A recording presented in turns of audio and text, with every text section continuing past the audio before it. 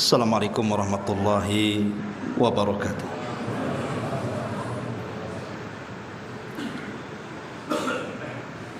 Alhamdulillah wassalatu wassalamu ala Rasulillah wa ala alihi wa sahbihi wa mawalah wa la haula wa la quwata illa billahi wa ba'd. Alhamdulillah, di malam hari ini kembali kita bisa duduk di masjid ini dan kita akan meneruskan kajian kita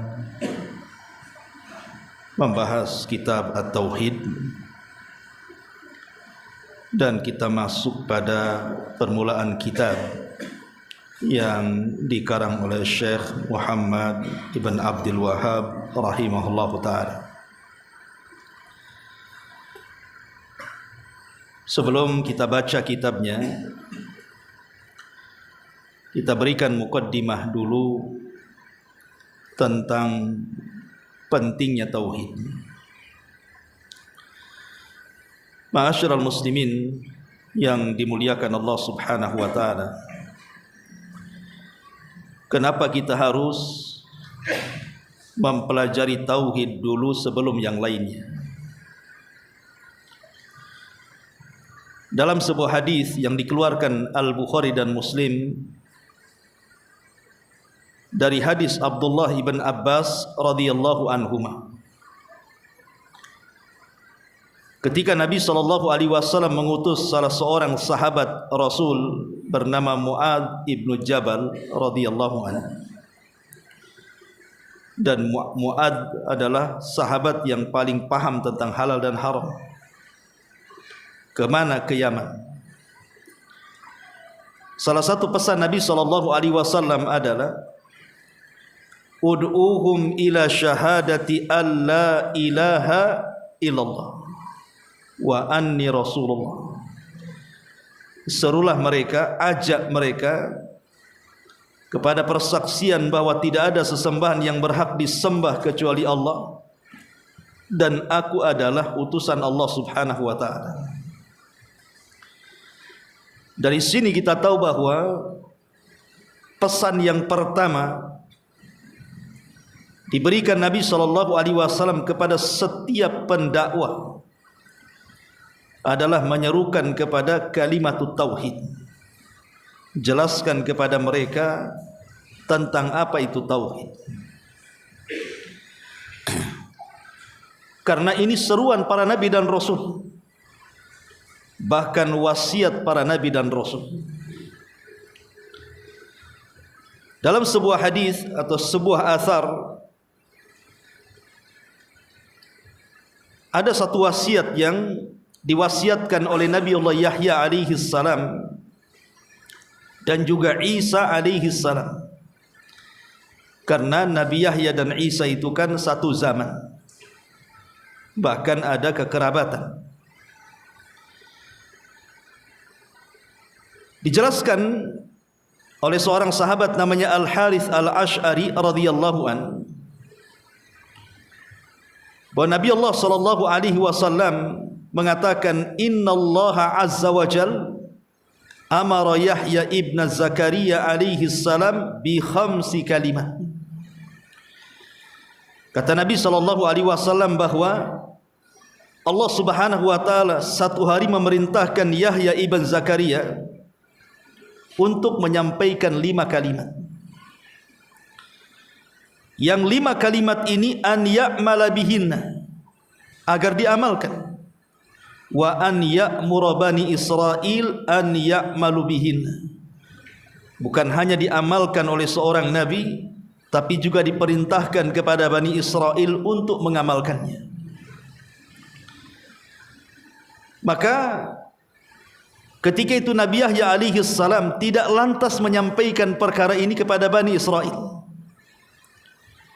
sampai satu hari Nabi Isa ini mengingatkan, kenapa engkau tidak sampaikan perintah Allah Subhanahu wa taala untuk menyampaikan 5 kalimat itu kepada Bani Israel? Kemudian Isa menawarkan, aku yang menyampaikan atau engkau yang menyampaikan? Maka kemudian Yahya ibn Zakaria mengatakan, sebaiknya aku yang akan menyampaikan. Sebab kalau seandainya aku tidak sampaikan, kata Nabi Allah Yahya ini, ahsa'an sabaqtani an u'adzab au yukhsab bi. Dikhawatirkan nanti azab sampai kepadaku, atau boleh jadi aku akan digempakan Allah Subhanahu wa taala. Akhirnya Yahya pun mengumpulkan Bani Israel. Setelah Nabi Yahya mengumpulkan Bani Israel di mana? Di Baitul Maqdis, dan datanglah Bani Israel dari mana-mana berkumpul di Masjid Al-Aqsa. Maka mulailah dia memuji Allah Subhanahu wa taala. Kemudian dia mengatakan, innallaha amarani bi khamsi kalimatin an a'mala bihinna wa amurakum an ta'malu bihinna. Hei Bani Israel, Allah telah memerintahkan diriku dengan 5 kalimat agar aku mengamalkan 5 kalimat itu, dan aku juga perintahkan kalian dengan 5 perkara itu, dan agar kalian mengamalkannya.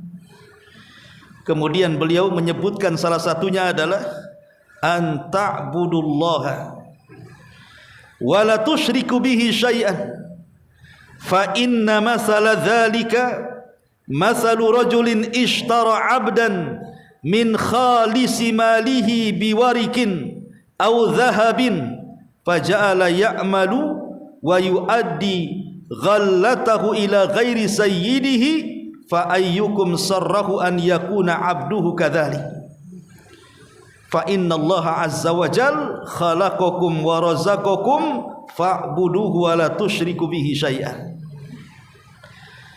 Apa kata Nabiullah Yahya alaihi salam kepada Bani Israel?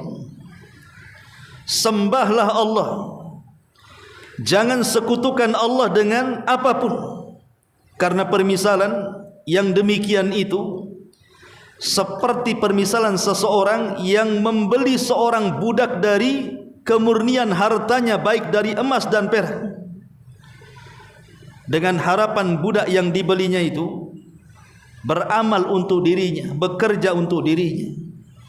Setelah dibeli budak itu, tiba-tiba kemudian budak itu bekerja kepada tuan lainnya, padahal aku yang membelinya.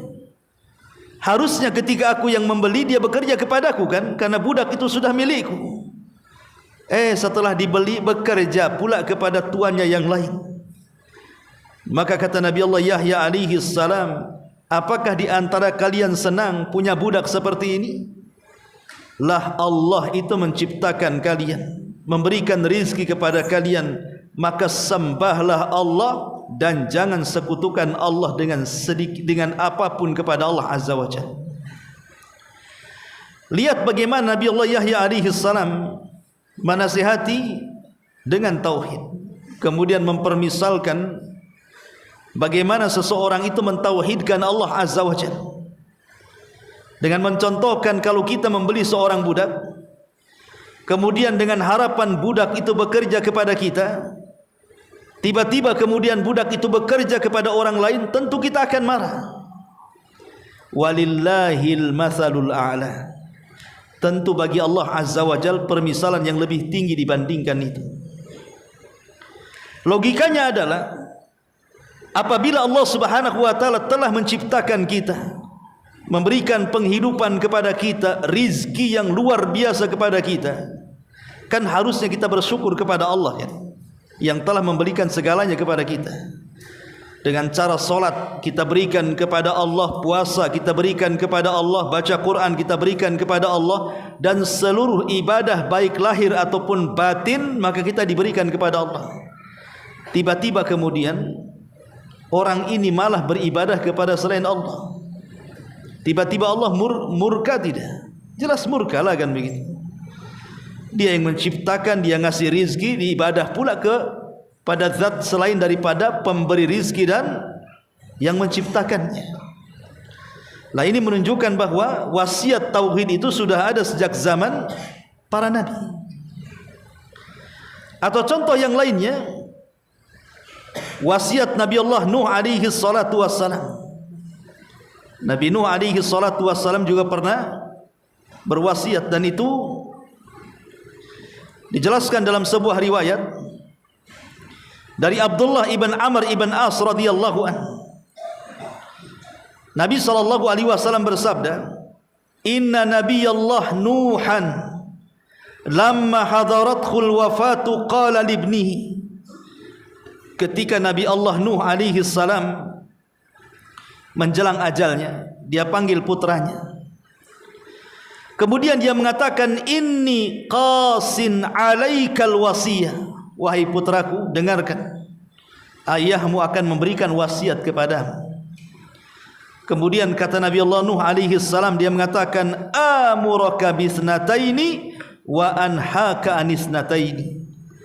Aku larang kepada engkau aku perintahkan kepada engkau dua perkara, dan aku larang kepada engkau dua perkara.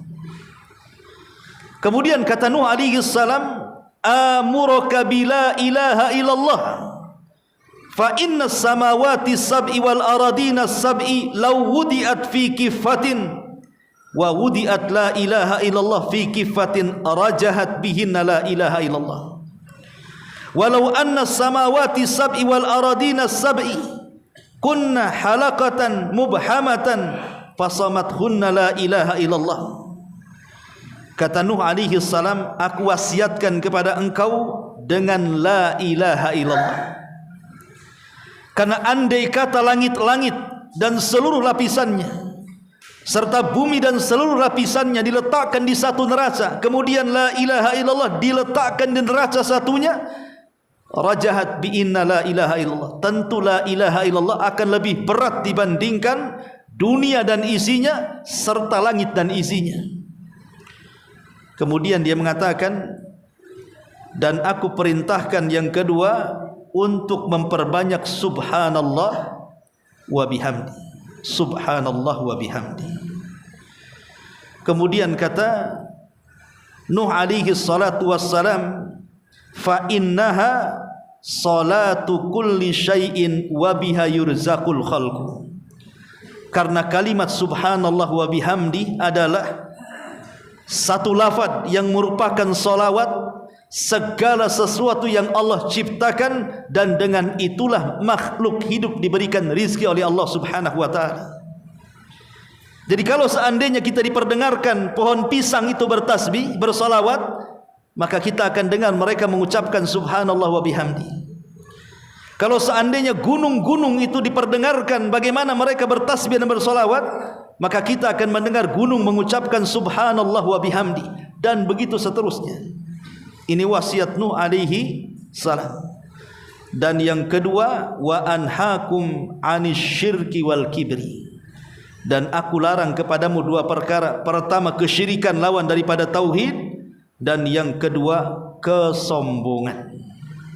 Tapi di sini lihat wasiat Nuh alaihi salam mewasiatkan agar anaknya tidak terjerumus kepada kesyirikan dan agar mentauhidkan Allah Azza wa Jalla. Begitulah wasiat para nabi. Wasiat para nabi dan rasul sebelum Nabi kita Muhammad sallallahu alaihi wasallam.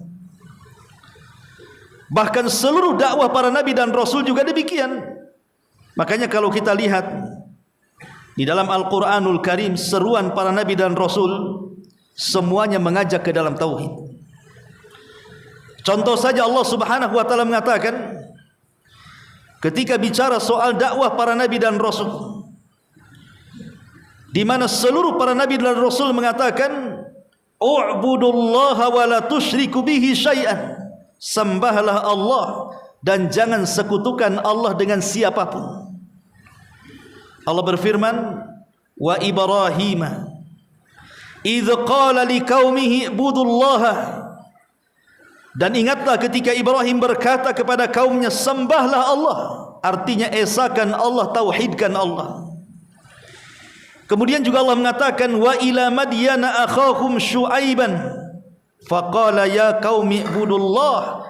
Dan kepada kaum Madian diutus saudara mereka Syuaib, dan Syuaib mengatakan, hei kaumku, sembahlah Allah, artinya tauhidkan Allah. Begitu juga Allah mengatakan, walaqad arsalna ila tsamuda akhahum salihan ani ibudullah. Dan Allah utus kepada kaum Samud saudara mereka Nabi Saleh, dan Nabi Saleh mengajak kepada kaumnya, sembahlah Allah dan jauhi sesembahan selain daripada Allah Subhanahu wa taala. Dari sini kita tahu bahawa seluruh para nabi mendakwahkan tauhid. Makanya kenapa kita harus mendahulukan tauhid sebelum yang lainnya. Ma'asyiral muslimin yang dimuliakan Allah Subhanahu wa taala. Satu hari Nabi SAW pernah berjalan.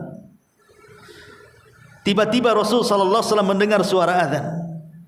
Jadi ketika Rasul sedang berjalan itu, fasami'a adzanan, tiba-tiba dia mendengar azan. Maka Nabi sallallahu alaihi wasallam terdiam. Kemudian ketika muadzin itu mengucapkan Allahu Akbar, Allahu Akbar, maka Rasul sallallahu alaihi wasallam mengatakan alal fitrah, alal fitrah.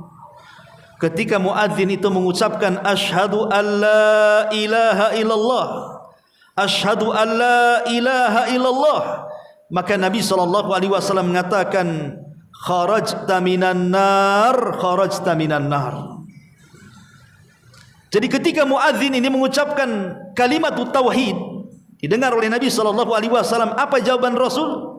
Engkau telah keluar dari neraka, engkau telah keluar dari neraka, kata Rasul. Dari sini kita tahu bahawa tauhid itu penyebab besar seseorang dikeluarkan dari api neraka. Bahkan Abi Dzar Al-Ghifari radhiyallahu anhu, satu hari dia datang kepada Nabi SAW minta wasiat. Kata Abi Dzar, "Ausini ya Rasulullah." Rasul, berikan wasiatlah kepadaku, kata Abi Dzar. Maka Nabi SAW mengatakan, "Idza amilta sayyi'atan fatba'ha hasanatan tamhuha." Kalau engkau melakukan keburukan ya Abu Dzar, maka lekas ikuti dengan kebaikan, karena kebaikan itu bisa menghapuskan keburukan. Dan itu harusnya yang kita lakukan, ikhwan. Seperti umpamanya kita ini setiap hari kan berbuat dosa yang tidak tahu kecuali kita dengan Allah. Hari-hari antum pegang handphone kan. Terkadang dalam handphone itu entah apa yang kita baca di situ, entah apa yang kita tonton di situ. Terkadang menonton aurat-aurat perempuan di situ.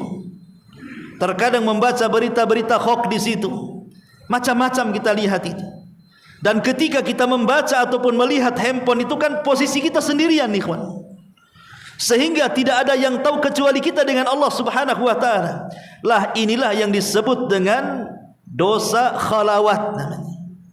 Dosa yang tidak ada yang tahu kecuali kita dengan Allah, dan ini dosa yang paling bahaya. Karena nanti pada hari kiamat ada seseorang yang datang kepada Allah Azza wa Jal membawa dosa sebesar gunung Tihamah, kata Rasul. Tetapi dosa itu dihancurkan gara-gara dosa yang tidak diketahui kecuali kita dengan Allah saja. Makanya para ulama memberikan nasihat, kalau seandainya dalam satu hari ini kita melakukan dosa yang tidak ada yang tahu kecuali kita dengan Allah, maka lakukan hal yang sama juga, beribadahlah, dan jangan ada yang tahu ibadah kita kecuali kepada Allah Subhanahu wa taala. Supaya balance gitu maksudnya. Itulah yang dimaksud di sini, apabila engkau melakukan keburukan, ikuti dengan kebaikan. Lah kebaikan itu boleh jadi bisa menghapuskan keburukan. Kemudian Abi Dzar mengatakan, "Ya Rasulullah, aminal hasanat la ilaha illallah." Apakah juga bagian dari kebaikan adalah mengucapkan kalimat la ilaha illallah, kalimatut tauhid? Maka Rasul sallallahu alaihi wasallam mengatakan, bukan hanya sebatas kebaikan ya Abu Dzar, hiya afdalul hasanah. Sesungguhnya la ilaha illallah itu seutama-utama kebaikan. Sesungguhnya la ilaha illallah adalah seutama-utama kebaikan. Artinya dari seluruh kebaikan yang ada, tauhid itu paling tinggi kebaikannya. Makanya kita mempelajari tauhid supaya kita mengenal afdalul hasanah, sebaik-baik kebaikan itu apa? Tauhid, ya kan? Ma'asyiral muslimin wal muslimat rahimani wa rahimakumullah. Bahkan disebutkan dalam hadis Muslim dan juga yang lainnya, dari sahabat Amir dari Umar radhiyallahu an, dia mengatakan, bersabda Nabi sallallahu alaihi wasallam, dari Uqbah bin Amir dari Umar radhiyallahu an, Nabi sallallahu alaihi wasallam bersabda, ma minkum min ahadin yatawadda fayublighu aw yusbigul wudu thumma yaqulu asyhadu an la ilaha illallah wa anna muhammadan abdullahi wa rasuluh illa futihat lahu abwabul jannati tsamaniyatu yadkhulu min ayyi syaa. Lihat kata Nabi, barang siapa di antara kalian, kata Rasul, berwudu kemudian menyempurnakan wudunya, setelah anda berwudu kemudian mengucapkan kalimat asyhadu an la ilaha illallah, kalimatut tauhid, dan juga bersaksi wa anna muhammadan abdullahi wa rasuluh. Ketika ini yang kita ucapkan selepas berwudu, kalimatut tauhid atau dua kalimat syahadat, apa balasannya? Kata Nabi SAW, akan dibukakan padanya 8 pintu sorga, dan kita bisa masuk dari 8 pintu sorga manapun yang kita sukai. Lihat bagaimana keagungan tauhid, ya. Memilih kita ini masuk ke dalam sorga dari pintu mana yang kita sukai. Padahal pintu sorga itu kan disesuaikan dengan kebiasaan kita beramal. Kalau kita ahli solat, masuk dari pintu solat. Kalau kita ahli sedekah, masuk dari pintu sedekah. Kalau kita ahli puasa, masuk dari pintu royan. Tetapi khusus yang mentauhidkan Allah Azza wa Jalla, maka dia akan masuk dari 8 pintu sorga, silahkan dari mana pintu itu yang kita sukai. Dan ini menunjukkan keutamaan tauhid namanya. Ma'asyiral muslimin yang dimuliakan Allah Subhanahu wa taala. Kemudian juga dalam sebuah hadis yang dikeluarkan oleh Al-Albani rahimahullahu taala dan dinyatakan sahih hadis ini dari Hudzaifah bin Yaman. Hudzaifah ibn Yaman, pemegang rahasia Nabi. Apa kata Hudzaifah? Yadrusul Islam kama yadrusu wassu thawbi hatta la yudra ma siyamun wala salatun wala nusukun wala sadaqatun wala yusra ala kitabillahi azza wa jal fi lailatin falat yabqa fil ardi minhu ayah. Kata Hudzaifah bin Yaman, nanti di akhir zaman katanya, Islam ini akan tergerus, sehingga manusia sudah tidak kenal Islam, tidak kenal apa itu solat, tidak kenal apa itu zakat, tidak kenal apa itu puasa, tidak kenal apa itu kurban, pokoknya tidak kenal. Dan rupanya apa yang disabdakan oleh Rasul dari Hudzaifah ini menjadi sebuah kenyataan, bahwa sekarang ini banyak orang yang tidak kenal hukum-hukum seputar ibadah kan gitu, kecuali hanya taklid saja, mengikut. Tapi masih mendingan lah. Tapi nanti di akhir zaman lebih jauh lagi zamannya daripada Nabi SAW, tidak kenal solat, apa itu solat sama sekali. Saya pernah melihat satu tayangan YouTube ketika ada seseorang YouTuber mewawancarai beberapa orang yang hidup di Turki. Yang hidup di Turki ini, mungkin bayangan kita Turki itu wah negara hebat, negara Islam, negara maju. Ketika dites warganya, kemudian ditanya apa itu nama solat, wah susah kali jawabnya itu. Apalagi nama-nama solat itu sudah diganti dari bahasa Arab ke bahasa Turki kan.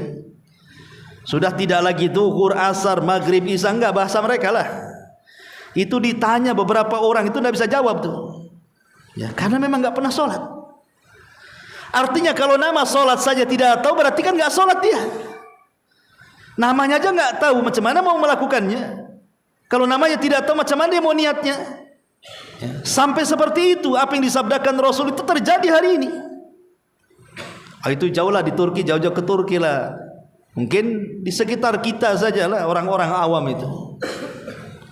Kalau mereka masih mending lah, tidak sholat tapi nama-nama sholat masih hafal lah. Tapi nanti kata Rasul, satu hari mereka enggak akan tahu apa itu sholat, apa itu puasa, apa itu zakat. Bahkan yang lebih parah, kata Hudzaifah bin Yaman, nanti katanya dalam satu malam Allah Subhanahu wa taala akan mengangkat Al-Qur'an itu sehingga tidak ada tersisa walaupun satu ayat, baik dalam tulisan ataupun hafalan. Yang tadinya hafal 30 juz hilang hafalannya. Apalah lupa dia. Ketika mau mengambil mushaf ternyata tidak ada isinya, kosong blong. Betul-betul Allah angkat, tidak ada lagi tulisan dan tidak ada lagi hafalan. Kemudian kata Hudzaifah bin Yaman, wa tabqa tawaifun minan nas asy-syaikhul kabir wal ajuz yaquluna adrakna aba'ana ala hadhil kalimati la ilaha illallah. Tetapi orang-orang tua mereka, orang-orang yang sudah sepuh, yang sudah tua, masihlah mereka ingat kalimat la ilaha illallah. Yang lain lupa, yang lain tidak ingat dari syariat-syariat Islam itu, tapi la ilaha illallah masih hafal.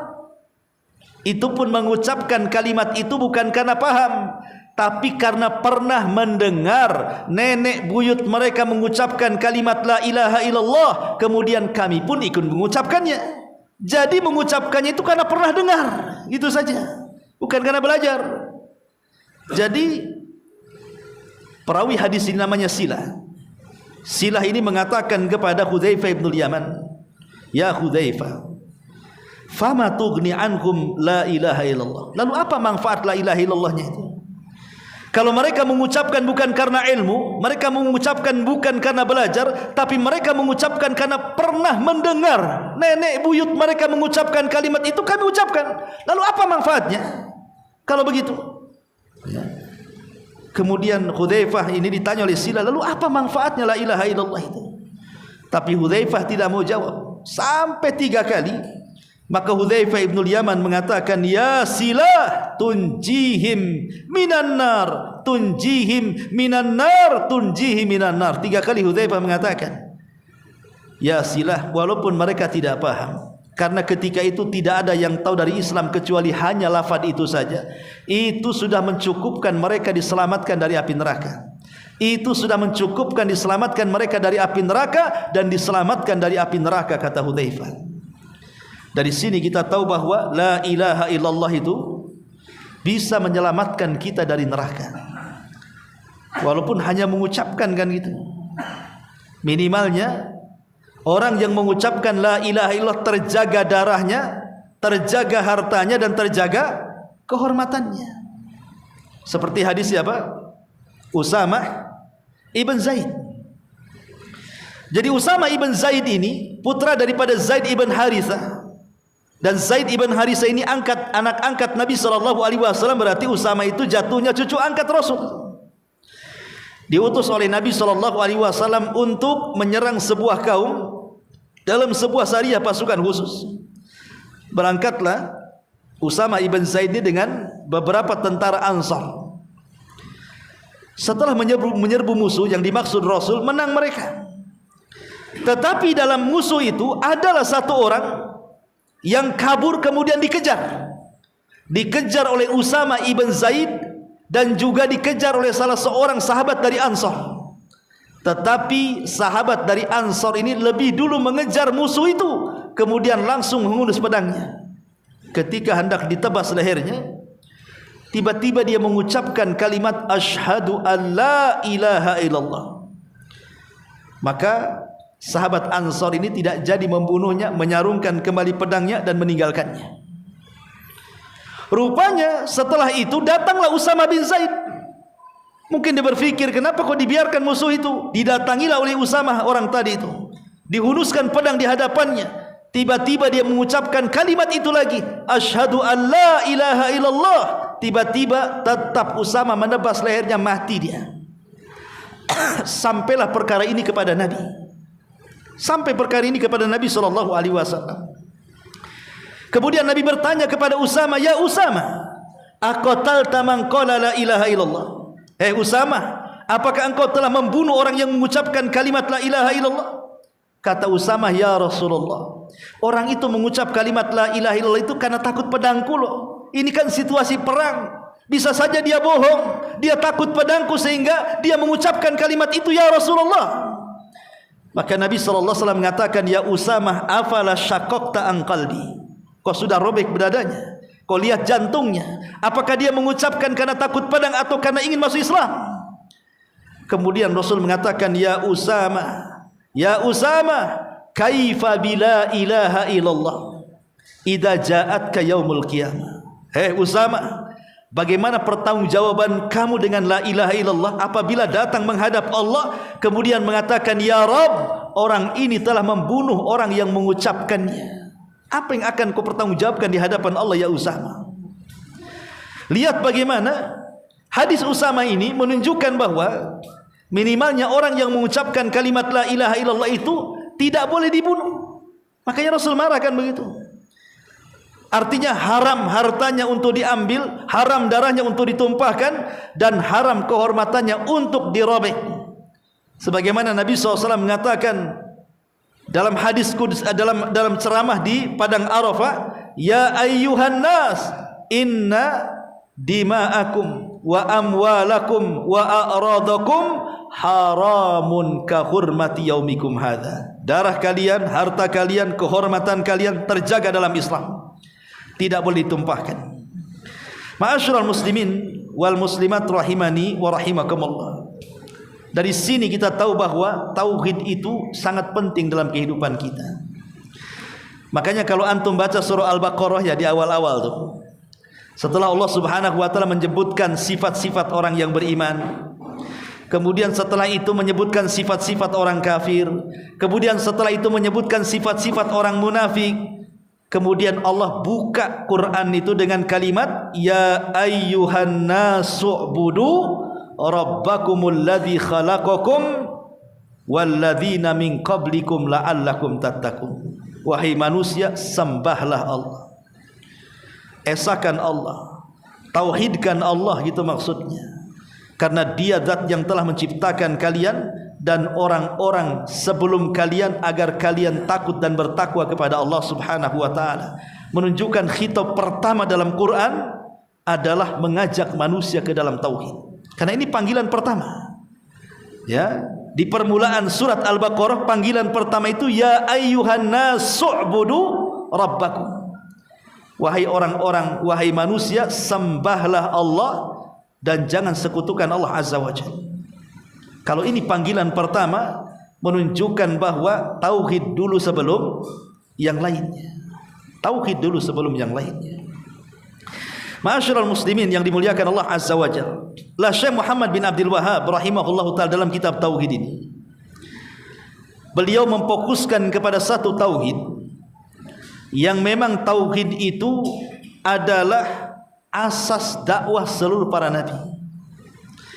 Dan inilah satu-satu kitab yang secara khusus menjelaskan tentang tauhid uluhiyah. Memang sebelumnya ada, seperti Imam Bukhari dalam kitab Sahih Bukhari, dia membuat bab sama dengan Syekh Muhammad bin Abdul Wahhab tentang tauhid di ujung-ujung kitab Sahih Bukhari itu. Tapi kan tidak disendirikan karena tergabung di Sahih Bukhari. Tapi kalau Syekh Muhammad bin Abdul Wahhab tidak, dia memang mengarang satu kitab khusus. Dan hebatnya gitu ya, dalam kitabnya tidak ada pendapat dia sendiri dicantumkan di situ. Coba antum baca dalam kitab tauhid, tidak ada pendapat Syekh Muhammad bin Abdul Wahhab dengan mengatakan qultu, aku katakan, enggak ada. Itu hebatnya dalam kitab itu, tidak ada pendapat dia di situ. Walaupun dia yang mengarang. Karena dia hanya mencantumkan bab, kemudian dalil dari Al-Qur'an, dalil dari sunnah, kemudian aqwal salaf yang mencocoki bab itu. Persis seperti susunan Imam Bukhari ketika membuat bab dalam Sahih Bukhari. Makanya sebagian para ulama sampai mengatakan kitab tauhid itu seolah-olah juz'un min Sahihil Bukhari. Dia seolah-olah bagian daripada Sahih Bukhari, karena tabwibnya hampir mirip itu masalahnya. Dan hebatnya memang ini satu-satunya kitab yang belum pernah dikarya orang sebelum dan sesudahnya memfokuskan bicara tentang tauhid uluhiyah. Ma'asyiral muslimin yang dimuliakan Allah Azza wa Jalla, gambarannya seperti ini. Tauhid ini terbagi menjadi dua. ada yang disebut dengan tauhidul ma'rifati wal ilmi wal isbat, dan ada yang disebut dengan at-tauhid al-qasdu wa talabi wal amal. Jadi tauhid itu ada yang bersifat itu pengetahuan, tauhidul ma'rifah, pengetahuan, atau tauhidul ilmi. Tauhid ya sama, ilmu juga pengetahuan, pembelajaran gitu, dan penetapan. Dan tauhid ini terbagi menjadi dua. Pertama disebut dengan rububiyah, yang kedua disebut dengan asma dan sifat. Itu disebut tauhidul ma'rifat namanya. Tauhid yang bicara soal pengenalan kita kepada Allah. Allah itu siapa? Nah, itulah pertanyaannya. Tuhan yang kita sembah selama ini siapa? Allah itu siapa sebenarnya? Nah, itu kalau sudah pertanyaan seperti itu, berarti kita bicara tentang dua tauhid, rububiyah dan asma dan sifat. Ini namanya tauhidul ilmi wal ma'rifati wal isbat namanya. Tapi di sana ada tauhid al-qasdu wat talab, atau disebut dengan tauhidul amal. Tauhid yang berkenaan dengan amalan manusia kepada Allah Subhanahu wa taala. Itulah yang disebut dengan tauhid al-uluhiyah. Itu bicara soal amalan kita, salat, puasa, zakat, haji, menyembelih dan macam-macam. Itulah amalan yang tidak boleh diberikan kecuali kepada Allah Subhanahu wa taala. Adapun tauhid yang pertama, tauhid rububiyah, yang terkandung padanya tauhid al-asma wa sifat. Sebagai contoh saja, di dalam Al-Qur'an surah Al-Ikhlas. Di dalam Al-Quran itu kan ada dua surat Al-Ikhlas. Satu, Qul huwallahu ahad, itu disebut Al-Ikhlas. Yang kedua, Qul ya ayyuhal kafirun, itu juga disebut surah Al-Ikhlas. Jadi surat Al-Ikhlas itu dua. Makanya dua surat ini selalu digandengkan dalam sholat sunnah oleh Nabi. Ya, biasanya dalam sholat sunnah fajar atau sholat sunnah tawaf itu membaca dua surat ini kan, karena dua-duanya disebut Al-Ikhlas. Cuman bedanya, kalau Qul huwallahu ahad Allahus samad itu bicara tentang rububiyah, dan bicara tentang al-asma wa sifat. Tapi kalau Qul ya ayyuhal kafirun itu bicara soal uluhiyah. Itu bedanya. Dan yang paling banyak dibahas para ulama dan paling banyak pertentangan di kalangan firqul Islam, firqah Islam, itu dalam tauhid yang pertama, rububiyah dan asma dan sifat. Inilah yang paling banyak menyimpang. Sehingga Nabi SAW bersabda bahwa umatku akan terpecah menjadi 73 kelompok, 72 terancam neraka dan 1 direct masuk surga. Ini pecahan-pecahan ini, yang 72 ini yang terancam neraka, itu umumnya penyimpangannya dalam bab tauhid rububiyah dan dalam bab tauhid asma dan sifat. Dari sinilah banyak para ulama mengarang kitab seperti yang sudah kita kaji, Syarhus Sunnah li Imami Al-Barbahari, kemudian Usulus Sunnah Imam Ahmad, Usulus Sunnah li Ibni Zamanin, Usulus Sunnah lil Humaidi, kemudian Asy-Syari'ah, kemudian Lum'atul I'tiqad li Ibni Qudamah. Macam-macam ulama itu mengarang kitab-kitab akidah untuk menjelaskan penyimpangan di dua tauhid ini, rububiyah dan uluhiyah. Artinya bahwa secara global kalau saya katakan penyimpangan dua tauhid ini sifatnya terorganisir dalam satu firqah kelompok. Makanya kita lihat Syekhul Islam Ibn Taimiyah rahimahullahu taala di banyak kitab karyanya, apakah itu Tadmuriyah, apakah itu Hamawiyah, itu banyak mengcounter, menyerang penyimpangan-penyimpangan dalam bab tauhid ini, asma dan sifat. Lah berbeda dengan uluhiyah. Uluhiyah ini penyimpangan individu, bukan kelompok, karena bicara soal penyimpangan individu di dalam tauhid. Ya. Orang yang menyembelih kepada selain Allah, orang yang tawaf kepada selain Allah, orang yang datang ke dukun, ini kan individu, bukan kelompok. Ya. Lah Syekh Muhammad bin Abdul Wahhab ini, dia hendak meluruskan amalan-amalan individu yang individu ini menyimpang dalam tauhid.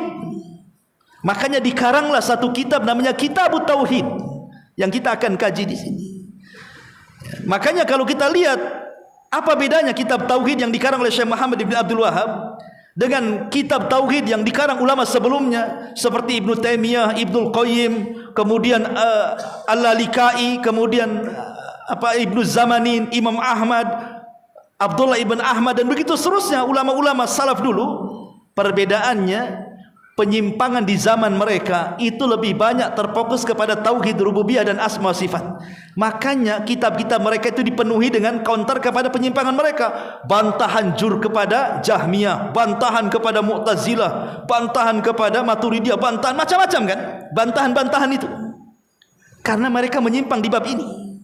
Lah di era Syekh Muhammad bin Abdul Wahhab bukan itu perhatiannya, tapi kebanyakan manusia banyak menyimpang dalam masalah ubudiyah. Individu-individu mereka itu banyak menyimpang, ya, tidak yakin dengan Allah Azza wa Jal, yakin dengan dukun.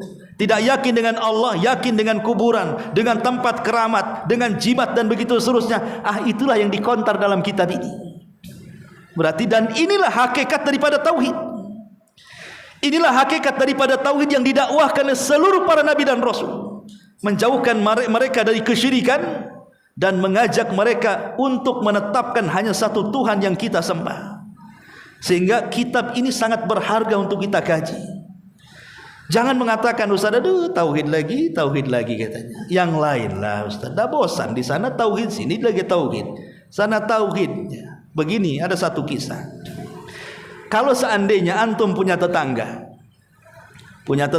tiba-tiba nih tetangga ini jahat, melakukan mutilasi, pembunuhan yang sangat kejam. Kemudian dia membunuh bukan 1 orang, 10 orang dimutilasi, dikubur pula di rumahnya. Heboh enggak tuh? Heboh lah. Gimana enggak heboh? Dan itu terjadi di negeri kita kan?